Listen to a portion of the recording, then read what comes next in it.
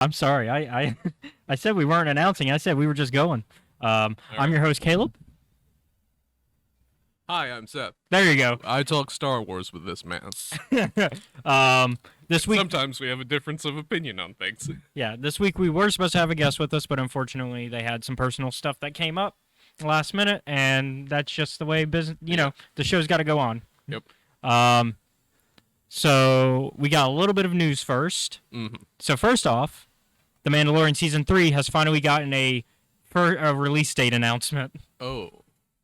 So we now know... Yeah, it's going to be weird when we have to talk about this for the show, because I will be jumping in on Season 3.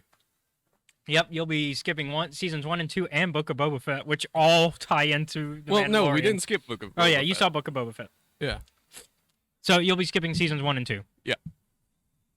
So you'll have some context of what's going on, because you at least saw Din pick up his Jedi son. Yeah. And take him back. He basically took him to boarding school and was like, you know what, I don't want to, my son doesn't want to be in boarding school anymore. But the release date for when the show starts airing is March 1st, so it's a lot sooner than it feels like. Now, of course, that's not the first show we're getting next year. The first show we're actually getting is Bad Batch, because that starts in January, which you'll be jumping into that. You haven't watched Season 1. Nope. So that's going to be interesting. I'll say this. All I know about the Bad Batch is they're the weird clones. I mean, that's a way of putting it. A brief aside, I don't think weird equals bad. Yeah, no. They're the clones that have genetic enhancements. Okay. What's up? Yeah. I'm remembering, like, Age of Ultron. What are their abilities? He's fast, she's weird. Moving on. Also announced, Jedi Battle Scars, the tie-in novel for Jedi Fallen Order and Jedi Survivor, has gotten a cover reveal. Oh yeah. Along with an official synopsis. So I'll pull up the cover, real quick. That way everybody can get a good little look at it. It's got Fifth Brother on it.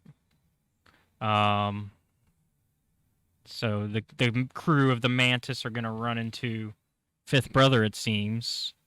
Let me make sure it's...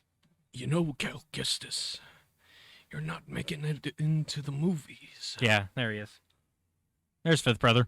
Mm. And, you got your Grease and your Marin and your Cal and everybody on it, Yeah. So they gave a synopsis to go with it. Mm-hmm. So here's the official synopsis. Mm-hmm. Cal Kestis has built a new life for himself with the crew of the Stinger Mantis. Together, Cal's crew has brought down bounty hunters, defeated Inquisitors, and even evaded Darth Vader himself. More importantly, Marin, Seer, Grease, and faithful droid BD-1 are the closest thing Cal has had to a family since the fall of the Jedi Order. Even as the galaxy's future grows more uncertain by the day, with each blow struck against the Empire, the Mantis crew grows more daring. On what should be a routine mission, they meet a stormtrooper determined to chart her own course with the help of Cal and the crew. In exchange for help starting a new life, the Imperial deserter brings a word of a powerful, potentially invaluable tool for their fight against the Empire. And even better, she can help them get to it. The only catch, pursuing it will bring them into the path of one of the Empire's most dangerous servants, the Inquisitor known as the Fifth Brother. Can the Imperial deserter truly be trusted? And while Cal and his friends have survived run-ins with the Inquisitors before, how many times can they evade the Empire before their luck runs out? Mm. And so that's the... I think the chances are pretty good. The last three Inquisitors they dealt with are either wounded two, or dead. Two, because they've only run into Second Sister and Ninth Sister. Oh, yeah. Never mind. I miscounted. I forget that you fought Second Sister twice. You fight her 3 times. Yeah. As are all good rival characters in games, you fight them 3 times. Because you fight her at the beginning. You fight them the first where time you're supposed to lose. And then you fight her again where you draw. And then you fight her again where you win, but then Vader kills her. Yep. Spoilers for a game that's 3 years old now. And so... And then the chances of them surviving in the book are pretty good considering It's before. It takes place before the next game, and more than likely they are not going to kill. And it's a discussion that me and some friends had last night. They're not going to kill anybody important to the games in a novel. Yeah, looking at you, Stormtrooper. Well, the Stormtrooper might die. Stormtrooper might die. But I mean, like, they're not going to kill, like, Cal or any of the Mantis crew because those are characters that we want to see in the next game. And if you just play the games, you'll be wondering, wait, what the fuck happened to my characters that were in the first game? Like, and they're going to expect you to read a book to learn that? Probably not. Imagine we're going to read it anyways. Imagine they just wipe the slate clean at the end of that book. Except Cal's in the trailer for Survivor. Well, then that might make things difficult. But we're definitely reading the book because it's already on the schedule for us. Because this comes out in March as well. All right. Which has a lot of people thinking that the game is going to come out probably in April. Because we don't have an announcement for when Survivor comes out yet. But we know that this book is in March. So, and the artwork book is also in March. Okay. So more than likely, the release of the game will be in April. Because you probably wouldn't release it more than a month out. Yeah. So back to TV news.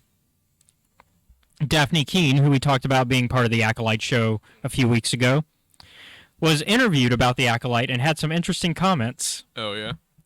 This is her quote. I mean, as you know, it's set 100 years before the prequel movies, and it's kind of an explanation of how the Sith infiltrated the Jedi. It's a Sith-led story, which has never been done before. It's been really fun to film. The cast is amazing, and the director and crew are just lovely. The whole experience is wonderful, and I'm already excited for people to see it. All right. So, yeah, it seems that people are more shocked at the whole Sith infiltrating the Jedi thing, because that's not something that we've heard about for this show yet. Like, we knew that the Sith were involved. We knew it was going to be a Sith-led story for the most part, because it's called The Acolyte. Yeah. I mean, there's a lot of stuff that fans had put together. That was not one of the things. So that's going to be interesting. The difference between a Jedi and a Sith is at some points pure. No, Kreia. I don't want to hear this. Yeah. It's very that old bitch. Yeah, no. Like, I don't think we've ever gone over Kreia on air, and we're not going to open that. Yeah, we'll wait. We'll talk a different time about Kreia. But about why we both dislike her for different reasons. But, like, along the same vein. Like, they're on the same vein, but they're, like, two different paths of the same, like, conversation point. In our, like, playthroughs of games and such, we end up making the same choice, but the reasons for why are usually very different. But not too far off, though, at the same time, I'd argue. I argue that they come close sometimes. But, yeah, so the last thing I want to... Yeah. Oh, well, so Acolyte. Does that add any excitement to what... I mean, we've already said this is the show we are most excited for. Yeah. But to the High Republic. For the High Republic, yeah. So does that add anything? I'm glad. I want to see it. And as always, excuse me, no, I will good. Reserve my judgments until the end of it. All right. So one last piece of news. Yeah. What we got? It's not really Star Wars related, but it is Lucasfilm related. So therefore, I feel like we're safe to talk about it on this show. They dropped a trailer for the new Indiana Jones film. Yeah. It looks so good. Indiana Jones and the Dial of Destiny is what it's called. What we got? So, Harrison Ford, you got Phoebe Waller-Bridge as his goddaughter, is what he says in the trailer. Helena. And then Mads Mikkelsen is in it. You got Boyd Holbrook in it.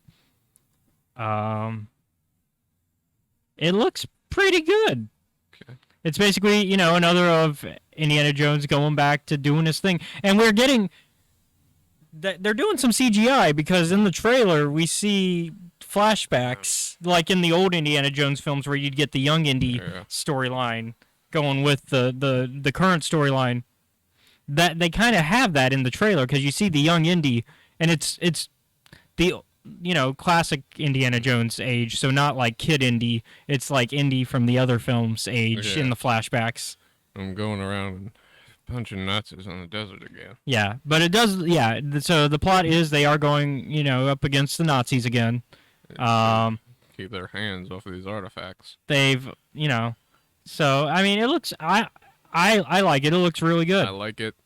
Indiana Jones is very much one of those things where. So it is interesting. Sala. Yeah. Sala's back. Yeah. But the interesting part is it's still John Rhys Davies, which is interesting because I talked about this with somebody and it's like Sala is obviously like Middle Eastern. Yeah. John Rhys Davies is British as they come. Oh, that's why. Okay. Yeah. And he does they do a little bit of makeup on him to make him look a little bit more like it was weird. Like it was weird in the 80s, but not too weird. But today it's definitely like a bit racy. Yeah, and like I like John Rhys Davies. I love John Rhys Davies, and I love Sala as a character. But it is a little bit weird in today's age. And it looks like he's a bigger part of the film, too, because, like, they show him in the trailer, like, a good bit. But it looks like Mads Mikkelsen is the villain. I was about to say, what is Mads Mikkelsen doing in my Indiana Jones movie? Look, he's friends with Lucasfilm already, because he was in Rogue One. I mean, so, like...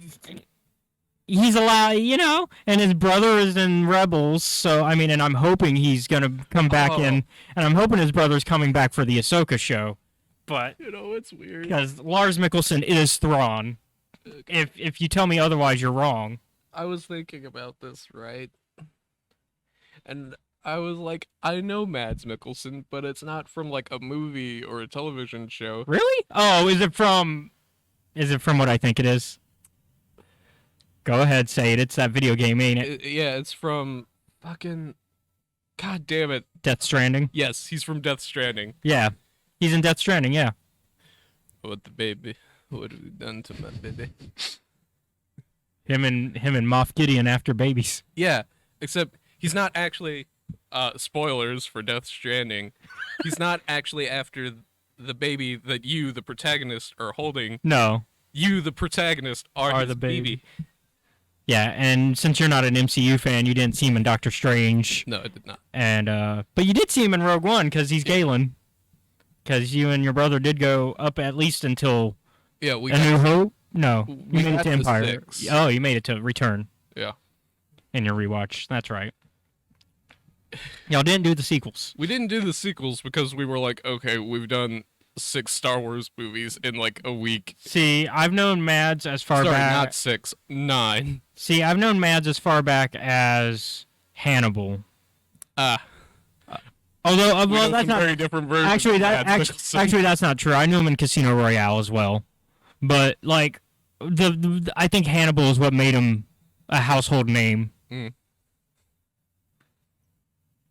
Because he did a lot of work before. I think Casino Royale made him famous for like people when it comes to like the industry. So like people in the industry knew who he was.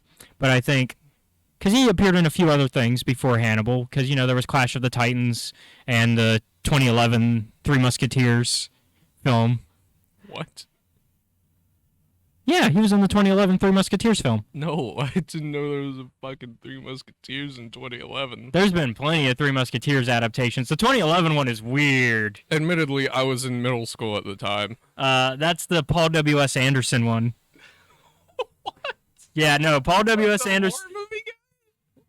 Well, I wouldn't say he's a horror movie guy. The Monster Hunter film's not a horror movie. No, I don't know him from Monster Hunter. I know, you know him from Resident Evil. But like, and probably really aren't horror movies. No, And probably Event Except Horizon. for the first Event Horizon is. So there you go. Yeah. He also did Mortal Kombat. The new one? The 90s one. Oh, The classic oh, one. God. Okay. He's been doing video game adaptations for years. So it's you I need to talk to. Never mind. He's actually... No, I'm fine. most of the ones he's done are fine, except for, as the Resident Evil films went on, they kind of got worse. I'm not going to call them worse. I'm just going to call them... They got a bit more interesting. I mean, to be fair with Resident Evil, he just wrote them. He didn't direct them. Okay. All right. Yeah. But yeah. This will be an interesting watch, this new Indiana Jones. Yeah. You got It's Mads. Harrison Ford fighting Mads Nicholson. Yeah, and you got Boyd Holbrook in it, who looks like he's like a sidekick to Mads. He looks like he works for him in the trailer. What's his name? Kleba, which is definitely it's very German. Yeah, I wonder. I'm wondering which side he's on. Toby Jones is in it. He keeps getting in films that have like either Nazis in them or versions of Nazis in them. Yeah. Because, he was also in Captain America.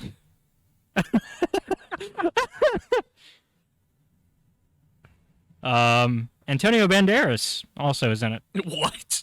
Yeah. I just got done watching an adventure film with Antonio Banderas. I don't need... Especially since... I actually liked it. It's the Uncharted film. Because Antonio Banderas is the bad guy in it. And so, And Uncharted is a video game series that's inspired by the Tomb Raider series, which is in turn inspired by the Indiana Jones series. Yeah. So now we've come full circle. All right. All right, we've spent enough time talking Indiana Jones for now. This is not the Indiana Jones podcast. This is the Star Wars podcast. Yeah. All right. So we need to talk about the first season of Andor. Yes. And we are already... we're not quite at the halfway point of our show, but I do want to kind of push us through this. So, you know what? Full tilt. Spoilers ahead. If you have not finished watching it by now, we are going to spoil this show. Yeah. I guess if you don't know whether you want to watch it or not, I say watch it. Yeah. Just be aware there are bricks and screws in it. Yeah. Which I never thought too much about this, but I'm like, well, obviously they have to be there. None of this shit's going to work if they don't have either of those things. I know. It's almost like they've been in the series since the beginning, but we're not going to get into that. Yeah. We're not. That's for a different platform. So the thing, I would officially like. So we're going to do this arc by arc. Yeah. Okay. So here's the thing. Yeah, go right? ahead. At the end of the first or like second episode, or maybe the third one, I was like, you know what? The name of this show should not be Andor. It should have left it the fuck alone. Probably the third episode, because that's when everything goes down. Yeah. Like, the third episode is where, so, quick, little, what's the word I'm looking for? Quick little explainer for the first arc. Yep. Cassian kills two corpos because He went looking for his sister at a dive bar. No. That's the initial starting point. It's not a dive bar, actually, because It's even... an illegal. No. that shouldn't be there. Wikipedia actually describes it as a brothel. So it's a brothel. Okay. It's a brothel on the most Blade Runner of Star Wars planets I've ever seen. Oh, that's very true. And yeah, these corpos decide to harass him. Yeah. And they pull what we kind of expect corpos to do. Yeah. And Andor's like, I'm not putting up with this. Headbutts one guy, which ends up immediately killing him. And then when the other corpo's like, hey, we can cover this up, Andor's like, nah. Shoots him. So basically, the rest of the arc is him covering it up, while one of the lead corpo deputy inspectors, Cyril Karn, is looking into it, despite his boss saying, hey, no, leave it alone. Leave it alone. And it's like, okay. Like, even Andor's, like, mom, I assume they've had this discussion. Oh, yeah, before Marva. of, don't go looking for your sister. Yeah, and basically... And he's like, I'm gonna go look. And so let's talk a little bit about that dynamic, because Yeah. Cassian is not actually Cassian. He is Casa. And we learned some new information that destroys what a lot of Rogue One fans knew about Cassian, but they do it in such a way that it works.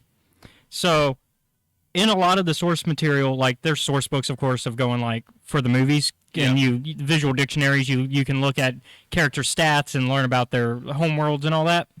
Cassian's originally read Ferrix in the Rogue One visual dictionary. Yeah. They decided to change that. Really? They made it Canary, as we learn in the show, right? The way they do it, though, makes it to where it's one of the best. It's the most well done way of like changing something, because they explain it in a way where your source book is still correct, even though it says the wrong information. Because when basically, for the audience, Casa as a child was part of basically like this tribal community of just children. We don't know what happened to the parents. We know some major mining accident occurred, and that's as far as we know regarding what potentially could have happened to the parents. Republic ship comes landing in, crash landing in. Yeah. The kids decide to investigate, where they get attacked by some Republic officers with the Separatist logo on them. Yeah. But this is, according to the timeline, the Clone Wars has not begun yet. So, still Republic officials. And they killed those officers. But unfortunately, the officers do kill the leader of their tribe. Yeah. Casa decides to continue exploring, where Clem and Marva Andor, along with B2 Emo, find him. Yep. And they quickly decide, hey, we're going to take him in because Republic ships are coming in to investigate what happened to this crash ship, and we can't leave him for them to find. Yep. And the explanation is, if we leave him, the Republic will kill him, as well as the rest of his tribe. Yep. We don't know if that's what happened, and there's a lot of debate as to whether what Marva did was right, because of the whole, kind of almost white savior complex, and the idea of taking him away from his community, and all that. And that's a discussion that I'm not the right person to have, because it's not something that has affected, white cis male. Not exactly something that I can discuss with any, authority, I feel. But it is, I think, an interesting take on what's going on. I will say this. Because I think Marva thinks she's doing the right thing. Because they're not doing it out of ill intent. No, they're not. I don't think it's the right thing to do. And that's where the complication becomes. Yeah. I'm like, fuck. Our options are, we ice this kid right now. We kidnap this kid. Or we kidnap this kid. Or we let potentially whatever happen to him. Apparently they went with option 2, we're gonna take this kid. Yeah. It's a tough decision. And so I can, Those are your 3 options. Yeah, and once again, I think Marva and Clem made the decision that they believed was right in the moment. Yeah. Now, whether you agree that it was morally right, that's a decision up to you as the audience member. Yeah. Because the show does a good job of not telling us the right answers all the time. This will become a thing. Yeah, Gilroy loves to, Tony. This show is an espionage. Yeah, Tony. Yeah, so it's a Tony Gilroy show. Morality does not work. I mean, as it normally would. This is the man who gave us the Bourne films and Rogue One, so traditional morality does not have much of a place here. So ironically, in a Star Wars show. But yeah, so that's basically the background regarding Cassian and Casa, and so we also learn a bit about the community of Ferrix, where Cassian has kind of been taking in. And we learn about his relationship with his friend Bix, who potentially was an ex-love interest, but they never say. They never outright say. It. Yeah, they never. Yeah, friends with benefits. Well, no, that's Tim. Tim is a friends with benefits. We had the Force yelling at us. But yeah, so and so along the way we also some people that Cassian owes money to, like Nurchi. Yeah. And we'll get to that later in this discussion of how we feel about Nurchi. Yeah. And so, like, there's a lot. I get the sense Yeah, go ahead. that, like, on your average day, Ferrix is like It's a small community. it's a small community. It doesn't seem like it's that bad there at the moment. No, It will get worse. yeah. Well, I mean, because that's the thing. So we are told by the show that the Corpos, who technically own Ferrix, Yeah. but they don't operate from Ferrix, they operate from Morlana 1, that they just don't operate on Ferrix at all. Yeah. They just go, Ferrix is ours, but we just kind of let them do whatever as long as they bring in the money that we need. As long as they give us the money at the end of the month, we're good, essentially. Yep. You pay your taxes and we'll leave you be. That's it.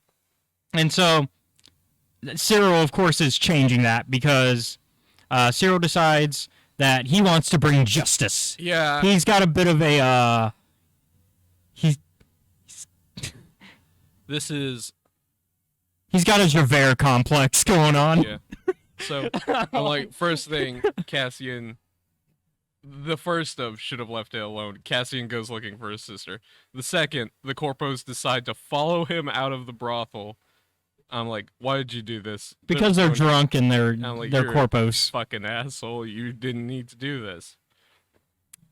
Third thing, Cyril's boss specifically tells him, Leave it alone. And Cyril's like, I'm not gonna leave it alone. And it's like, you asshole. So You're yeah. gonna cause so many problems. So Cyril decides to look into it anyways. And he actually puts out so he finds out that the ship that left Morlana went to Ferrix. Yeah. And then he decides, okay, well, we need to put an all out on Ferrix. We've learned from the brothel mistress that the person that we're looking for is from Canary, because Cassian gave that information. Yeah. Which Marva gets onto him for when she finds out.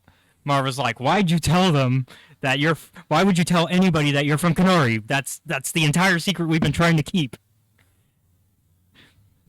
Because basically, something happened on Canary that was really bad. Yeah. Like, apparently another mining accident occurred afterwards that killed everyone on Canary, supposedly, according to the Empire.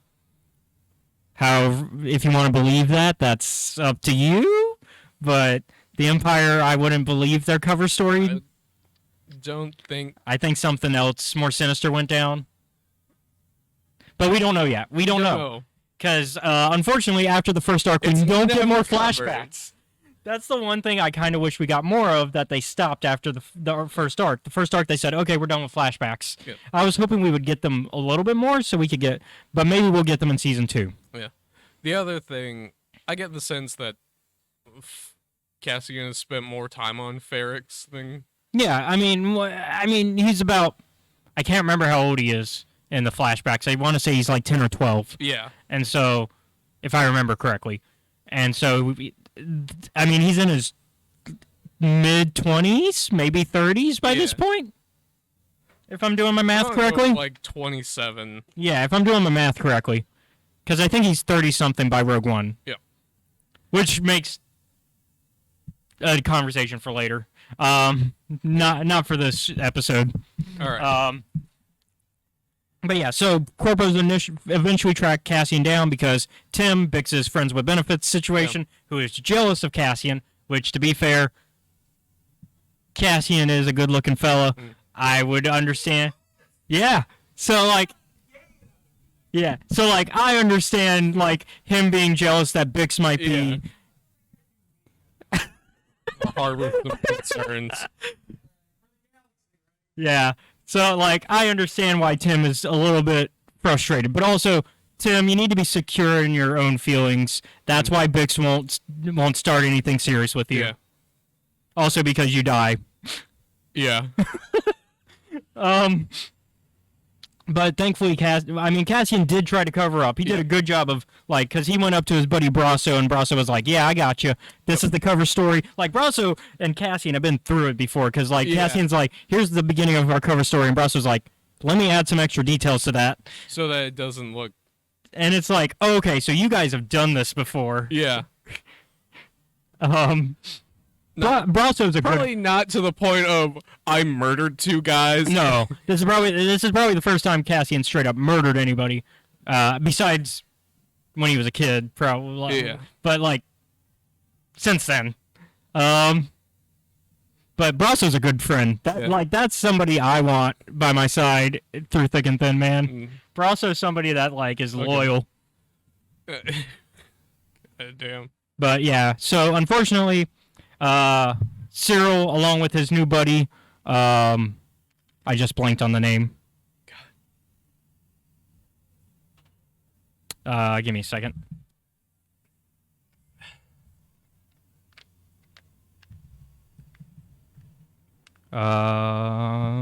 It's gonna bug me until I have to find him.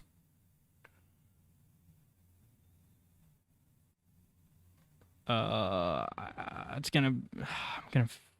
Is it not in?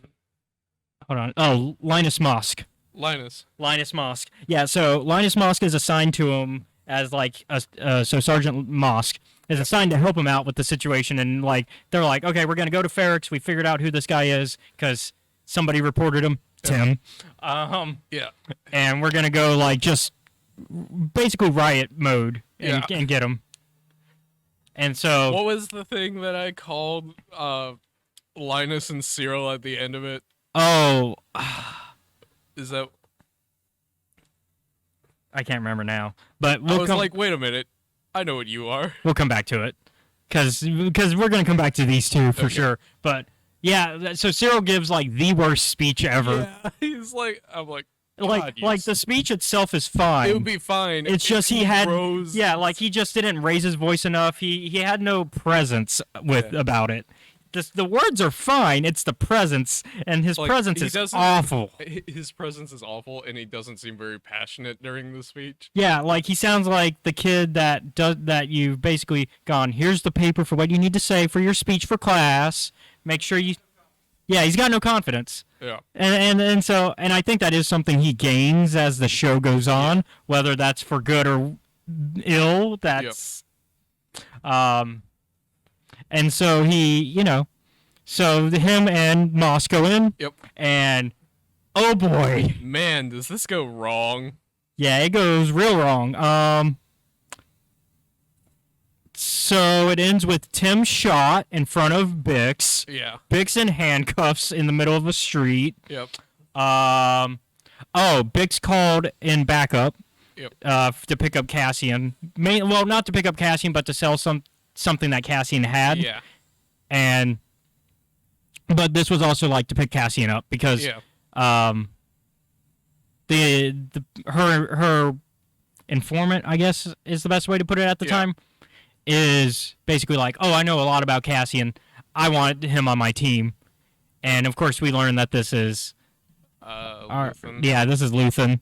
And Luthen comes in to pick up the device, which Cassian is very wary of. He's like, how do I know I can trust you? All that stuff, which... very spy, And Luthen's like, oh, I know everything about you. And then Cassian's like, that worries me more. It's like, why would you lead with that? Unfortunately, though, they don't really have time to debate. Yeah. Because once again, the riots, like the corpos decide to basically house arrest Marva. Yeah. Which of course starts everything off, and that's where we get to Tim being dead, Bix in handcuffs, and then like Cyril almost catches them, but Cassian and Luthen get him at gunpoint. Yeah. And Luthen, the most hilarious point in the first arc is Luthen just going, shoot him, do it. And Cassian's like, I don't know if I can do that. The irony is how many people I think Cassian has left in a body bag at the end of the season. Yeah, no.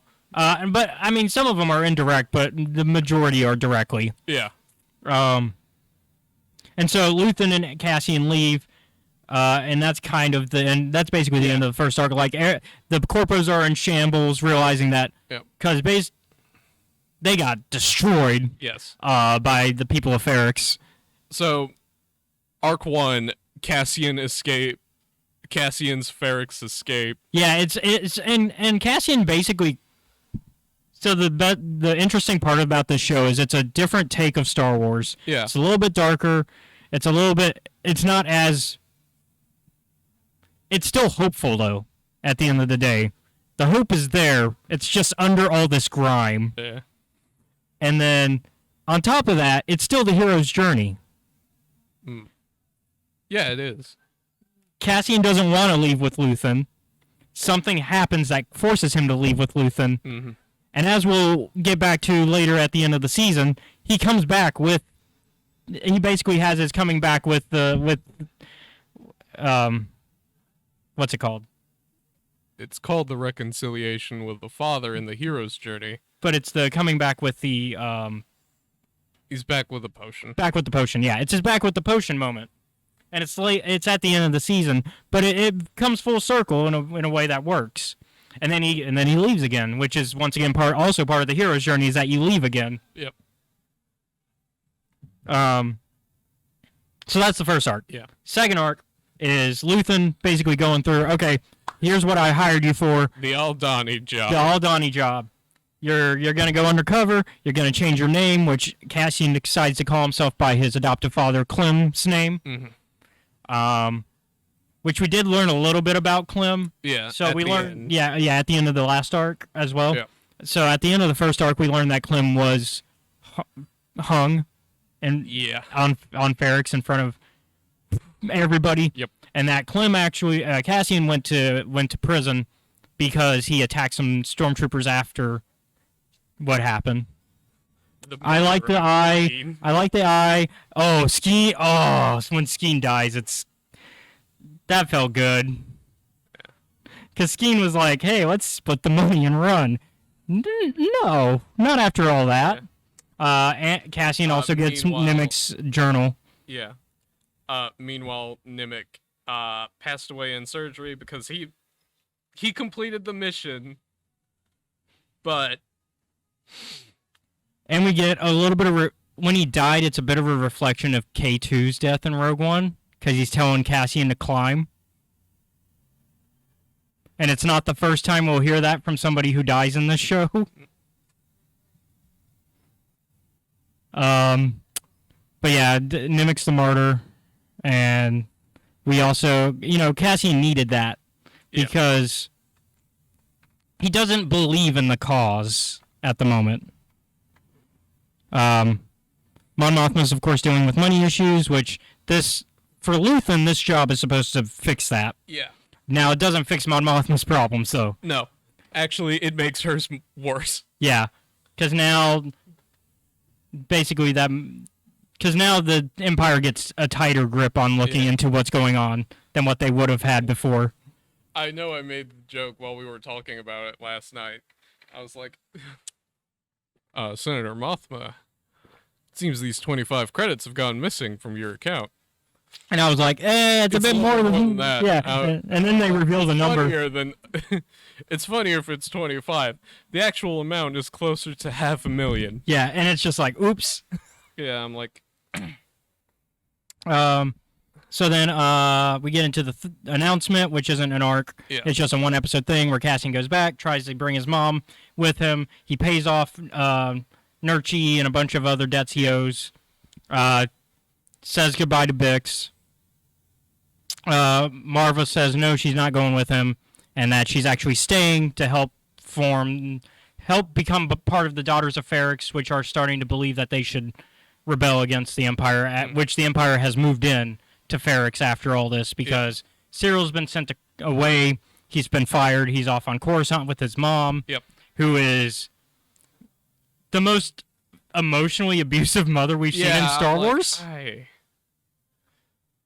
Fuck you and your Oops All Berries cereal.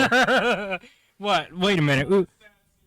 I love Oops All Berries. Oh, fuck that, man. Get a little bit of a different color other than fucking blue. Well, okay, so he does have the problem with Oops All Berries. It's just blue. You're right. Oops All Berries should be a bunch of colors. Yeah. He's got blueberry cereal for his And blue that's it. milk. It's the saddest blue milk ever, though. And then they have like actual TVs, like Yeah. actual like where it would turn the dial TVs, like, which is how they learn about what happened on Aldani. And then so Cyril has been fired, and then we also learn later that Mosk was sent to like he basically is working like the actual mines of Morlana now. Yeah. Like he's not working on he's not corpo anymore. He's like been demoted a lot. Yeah. But he's still got insiders within the corpos. And then of course the head corpo guy was fired as well. Yeah. Because when Blevin came in, he was like, "Look, you were in charge and you let this all go to shit. And like, sure, you told them not to do it, but you were still the boss, so it's still on you for messing this up. Get out of here." You're under new management. Which, that doesn't work out for Blevin either, because Dedra finds the connection between Aldani and Ferrix, which then gets Blevin removed from the Ferrix situation. Yeah. Because Dedra is looking for what she calls Axis, and who we know as Luthen. Yeah. Which Luthen, funny that we're doing a Highlander podcast, because Luthen he's an antique dealer. Yeah, and I'm like, fuck. Antique dealers are always up to something, okay? Never trust an antique dealer. They're either an immortal or they're working for some sort of rebellion. Oh, yeah, yeah.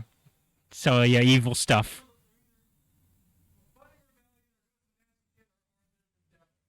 Or they're the devil. Yep. Yep. So just don't trust antique dealers. God. And so, like, we get all that, and then we start our... So Cassian decides, you know what? Well, if I can't get my mom to come with me and I can't get Bix to come with me, I'll just leave. I'm just going to go on vacation. I'm gonna go to Space Miami. I'm going to go on a permanent vacation. And so he goes to Space Miami with all his credits, Yep. which is, like, a lot of money. Like, he's Yep. got a lot of money, as well as the Nemec's Journal, which he locks all that up into, like, a little safety box. He puts it in the I don't want to open this thing ever again box. So it's in a safety box, and we find him at Space Miami with his girlfriend with whoever he's sleeping with, in their hotel room. Yep. And I know it's a hotel room because I got into an argument about that of whether it was a hotel room or not until he came back later in this show, and we saw that other people were living in it, which confirms it's a hotel room. Yeah. Or an Airbnb. With it being Space Miami, Airbnb also makes sense. Yeah. I was like, So here's the best. So he part. goes out to get drinks or some snacks because his girlfriend's like, "Hey, can you go get this from the shop?" And so he's like, "Okay, I'm gonna go out." Yeah. Like the best part about it is he doesn't really hide the box all that well. No, it's just above the showers. Yeah. Like it's in a thing where if anyone actually walked up and looked up like a foot, they could see it. Yeah. Now you would probably still need like a combination or something. Yeah. But like it's not hidden. No, it's very like, obviously like that there. was like so he gets arrested. Yeah. Because it's basically arrested for being in the wrong place, wrong time. And because of the Patriot Act of the Empire, They're like, hey, instead of the usual 6 months, this is now a 6-year sentence. Yeah. And so he gets sent to space jail, which also the joke of, oh no, somebody's going to find all that money. That doesn't happen. He gets his money back later. But he gets sent to space jail, and we get into the next arc, which is, favorite parts of the prison arc. Andy Serkis, man. Andy Serkis puts his all into this guy. So Andy Serkis is the head of his section of the prison and is basically like the foreman. Yeah. Because all the prisoners are working on a secret project that we don't learn about what it is until the end of the season. But but they're all working on something, and they're all like in different sections. It's a huge prison, and they don't really have the guards don't really have guns. They just have shock weapons. Yeah. They have guns, but they don't use them. Yep. Because the floor is lava, essentially. Yeah, They're playing the ultimate game of floor is lava. floor's fucking electricity, man. Yeah, the floor is electricity. And so the rules are don't break the rules and you don't get shocked to death. Yep. Make sure you're in your bed before the hallway floor turns into lava. Yep. Which we don't see somebody we don't see the person that does do it, but we hear about it, and it is brutal from what we hear. We're like, oh, okay, we don't want to be caught in that. Yeah. Like, the guy tries to run, he gets all the way to the door and is dead. Well, no. Even before that, I'm talking about the when they're spending the night during the second night when the guy just kills himself on the floor, like in the hallway. The guy's like, I'm done, and he just jumps, and that's it. That guy's dead. Can I just real quick? Yeah. From a production standpoint, making the floor lava is the smartest thing they could have done. Yep. So you don't have to have hire actors to be guards. You have two guys. You just kind of cycle out, and you just say the floor will kill you, and they're like, "Oh yeah, we just saved $100,000." Great. Well, I watched that from a production standpoint. I was like, "Damn, I wish I thought of that." And on top of that, well, one, I like the prison in general gives THX vibes, which is Totally does. and then on top of that, it proves the point that Cassian is making later in that arc that the Empire is going through the cheapest solutions they can because they just don't care. They as long as they think you're under their thumb, they don't care how you're under their thumb. You're just under their thumb. And in the case of like the episode Nobody's Listening, nobody's listening. There's no cameras or anything. And so like, and of course, Kino, Andy Serkis's character goes through that realization of, oh, nobody is listening, and he makes that realization once the oldest member of their unit dies, and it turns out that another unit was completely killed because they found out that when they finished whenever they finished their sentences, they were just moved to a different prison. But this time somebody fucked up and sent them back to the same prison, just in a different unit. Yeah. And so they were like, hey, my sentence was up. Why am I back? Mm-hmm. And so they had to kill that whole second unit to hide that. But a medic released the word to Kino's unit, which then, starts the riot of the final episode of that arc, where Cassian kind of forces Kino to be a leader. Mm-hmm. Which I think is interesting, that Cassian is never the leader of these rebellions. Yeah. Now, you could argue, yes, he is the leader in terms of, like, it's usually his plans that are being, like, at the end of the day, really followed through. Because while Val was the leader in the Aldani arc, she was not a good leader. Mm. Like, Cassian's the one that was like, hey, you need to be a leader, you need to do this. And that's the same thing with Kino. He's like, hey, you need to... And when Cassian is doing that, I started to really see the hints of the spy that he would be later. Because as a spy, that's kind of what you're doing. Cassian is very observant. He's observant, and you're not always the one who's going to be at the forefront of a mission. Yeah. In fact, as a spy, you shouldn't be at the forefront of a mission. It should be somebody else at the forefront. And so Cassian is pushing these other people into the forefront to be the leaders of these missions. Mm-hmm. So Val is already the leader, but Cassian's like, no, you need to be more of a leader. You need to do this. And he pushes Val. Same thing with Kino. He's like, hey, you're already kind of a leader, but here's some other stuff that you could do to really improve that. Because Kino almost lets Cassian do the big speech, but Cassian's like, no. They're not going to listen. They're not going to listen to me. It needs to be you. Yeah. It can't be me.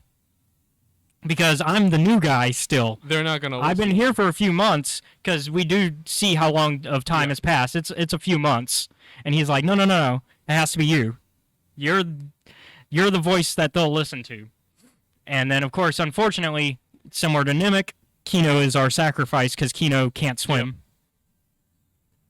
We also meet Melshi during this arc, which is a nice throwback to Rogue One, because Melshi and Cassian are buddies in Rogue One. Yeah. So the rider dies. I thought about this, right? And I came to the conclusion that like, even in the real world, out of, like, your 10 friends, there's probably one who doesn't know how to swim. Mm-hmm. This problem could only get exacerbated in a setting like Star Wars, where there are some planets that don't even have water on them. Yeah. But yeah. So I'm like, okay, Yeah. that sucks. So now we're getting into the last arc, which is just 2 episodes. Yep. So Cassian and Melshi find their way off the world with some help after getting caught into like this fishing net Yeah. by these 2, like the people that actually live on the planet where the prison was. They're like, Hey, the Empire's fucked our planet with that prison. they're fucking Fuck the Empire. They're like, ruin the water for all our fucking fish. they're like, fuck the Empire, and Cassian and Melshi are like, yeah, fuck the Empire, and they're like, all right, come on board our ship. Where are you trying to go? And he's like, I need to go to Miami. Yeah, I need to go to Space Miami so I can pick up my stuff. Yep. After he goes to Space Miami and picks up his stuff. Also, Oh, here's a gun. yeah. So let's kind of jump back to Mon Mothma a bit, because we did not talk about her husband at all. Oh, no, we didn't. Man, fuck Perrin. Like, I like, we've had this discussion. We disagree a little bit on Perrin. Like, I understand that there are stuff that Mon is doing wrong when it comes to her family dynamic, but I am led to believe, based on how the story is being presented, that Perrin is still an awful person. Oh, yeah. Like, even before Mon was really pushing the rebellion stuff even further. And the discussion that came up last night, to solve Mon Mothma's money problems, Mon does something brilliant, but also fucked up. Yes. So it turns out that and it's something that's revealed in the prison arc, I think they reveal it, that she knows that her driver is ISB. Mm-hmm. We also learned that Val is Mon's cousin. Yes. Mon, basically knowing that her driver is ISB, picks up Perrin from a party, and they get in the car together, and she starts an argument that basically involves, hey, Perrin, you've been spending all my money on gambling. And Perrin's like, what? I haven't gambled in years. And we are led to believe that, yes, Perrin is being honest. He has not been gambling. Yeah. This is just Mon covering up where the money would have disappeared to. And she knows this. She's setting it up very perfectly because she knows that her driver is going to report to ISB. Yeah. And so when the tax man comes around looking through her financials, they're going to go, hey, there's some money missing. Oh, it must have been from Perrin gambling. Yeah. And so it's brilliant, but it's also fucked. Yeah. Because it's showing that Mon is willing to sacrifice her family, which, I mean, we see that also with Leda, her daughter. Yeah. But in the case of Leda, though, Leda wants this. Yeah. So Mon becomes friends with an old friend who is good with financials and is part of the banking system back on her home planet.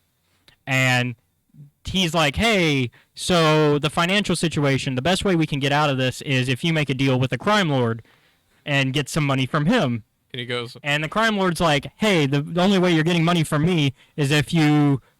have our children meet. Have your daughter meet my son. Yep.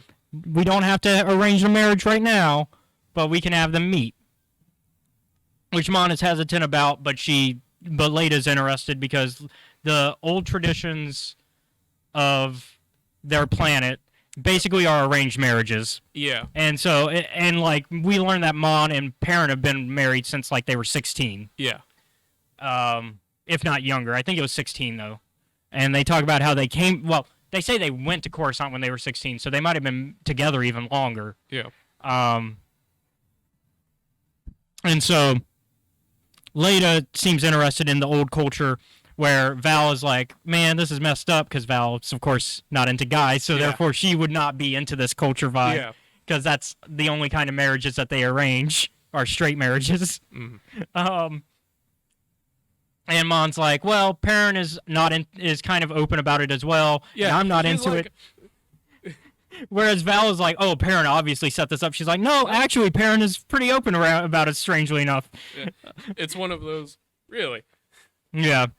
And like, Which is funny considering the previous episode, Perrin had like assumed that Val was looking for a boyfriend, and like that obviously shows that Perrin has no idea about his own like extended family in any way whatsoever. well, yeah, Which is fair because Val's not usually around a lot. yeah, But I would think they grew up together enough to know that, depending on if Val came out or not, that's the real question. I don't think she. No, I don't think she has. So, it's a case of I don't know. It's hard to judge Perrin on that conversation. Yeah. But it is like an interesting note that Perrin just assumes. Yeah. But yeah, so Leda kind of wants this, whereas Perrin is being tricked.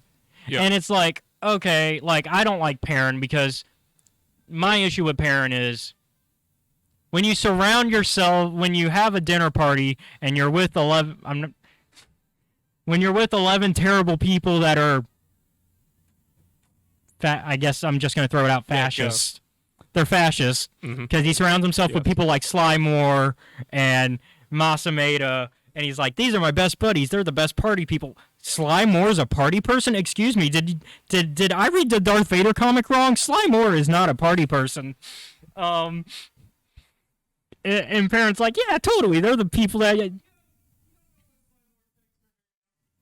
What hair?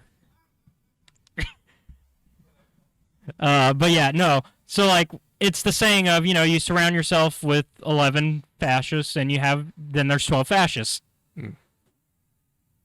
So, and it's even worse because Mon is clearly going, hey, I'm trying to help the Gorman out because we are wasting all their resources and we are stealing from them, and the Empire wants to keep stealing from them. And Perrin just doesn't care what his wife is trying to do in the Senate, and he's like, no, Also, we see people actively leaving the Senate building, like, every time. Yeah, we see that the Senate is slowly dying because people just stop caring because they're realizing under the Empire the Senate is doing nothing. Like, it's worse than it was under the Republic. Because while the Republic was... There was corruption, at least the Senate was mostly doing things still. Yeah. Were they corrupt? Yes. Were they doing things? Yes. But now... Now it's doing nothing. Yeah. And so, like, you see less and less people every time we see the Senate. Yeah. And we're getting to the point where we're a couple years off from Mon leaving the Senate entirely and declaring her rebellion. But we're getting there. And it's because of the Gorman stuff. Because in Rebels, it's the Gorman stuff that causes her to leave. So I'm curious... How much worse it's going to get. Yeah. Because we know it has to get worse before it gets better. Mm-hmm. Or actually, it's not going to get better because by the time of A New Hope, Palpatine says, no more Senate. Yep. Senate has been dissolved. Senate is dissolved. So to be honest, I don't really think it needed a public announcement. Yeah. No one was showing up to this anyway. So back to Cassian. So Cassian, they're trying. So Cassian finds out his mom is dead. Yep. Val and Cinta have been assigned to Ferrix to hunt out Cassian. Everyone is pulled up on Ferrix. Yeah, so we were joking when this was coming out because the book Convergence just came out for High Republic, and we were like, oh my god, it's a Convergence on Ferrix. And so, yeah, everything goes down on Ferrix. We're going to kind of wrap this up because we are past time. Also, Bix got tortured pretty hard. Bix got tortured for information. Poor Bix. Brazo is best caretaker of B2.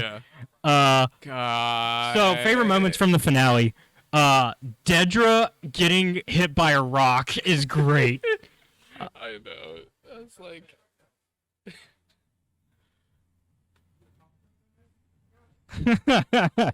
Yeah. Favorite moment. Oh... I love the funeral procession, and I love the entire riot. The entire riot is amazing. The riot is great. Now it's like an actual comment during this is, man, I didn't expect them to wait until the end to not to start shooting people. Oh yeah, for the Empire to interrupt it. Yeah. Because like they let it go on for a good long time. So unfortunately, because we're over time, no, that's basically all we're gonna really say. I'm gonna say go watch the show. Yeah. It's a 9. Do I say it? Go on. Do I put it that high? Do I set that standard? Go on. You do as you please. 10 out of 10. I'll give it a 9.5. I'm gonna say 10 out of 10. Yeah, it's 10 out of 10. But I think it's. Praise does not come easy. For I me. think only one other thing has been 10 out of 10 this entire show for me. Fallen Star, right? Yeah, I think so. So unfortunately, we are past time because I do have to be somewhere else. Yep. So thank you all for watching. Be sure next week we're going to talk about High Republic Convergence. Yes. Be sure to like and subscribe to the YouTube channel if you're watching there. It's youtube.com/Escape Reality Films. If you're watching on Twitch, it's twitch.tv/Escape Reality Films. Be sure to follow or subscribe.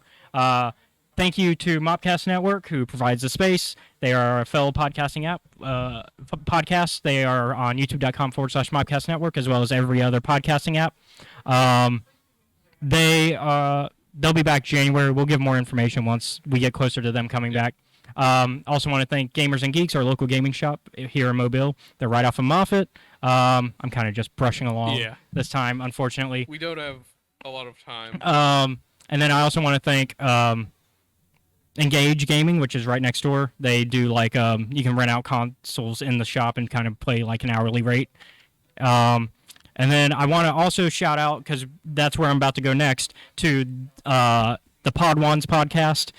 They're currently live right now on YouTube at youtube.com/the Podwans. I'm about to drop in with them. I just have to leave here and go home and set up there. They're currently playing some Battlefront. They're celebrating 1,000 subscribers. Go check them out. They're awesome. I'm going to join them for some Battlefront in a minute. And then they're also going to have a Star Wars Fantasy Flight D&T game that St. Pat has been working on. Should we tell them some stuff? No, we'll save it. We'll save it. And then I'm also going to be hopping in with them to rewatch Rogue One. So go follow them. Go ahead and join them right now because they're live right now. I'm actually late. So go tell them hi for me. Also, shout out to our patrons. Thank you, Jennifer. That's patreon.com/Escape Reality Films. We'll see you guys next week. Sorry for the rush on this one. I just double booked myself. That's on me. It's hard for me to say no to awesome things. And I love the Podwan. So I'll see everybody there. Have a good one.